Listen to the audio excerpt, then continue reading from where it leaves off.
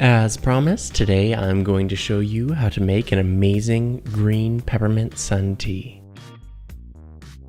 We are going to be using a mason jar to steep the tea in the sun.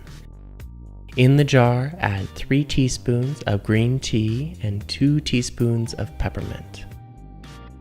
Then fill the jar with room temperature or cooler water. This is a very refreshing blend.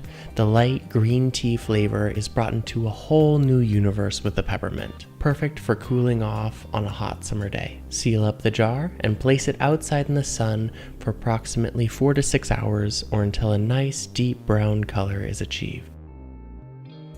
Bring in the jar and screw on a handy jar strainer. You can find a link on how to make one in the description.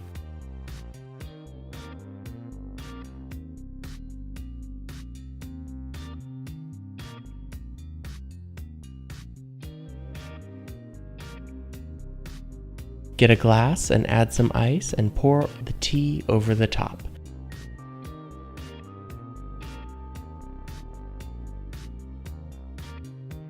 And just like that, it's ready to enjoy.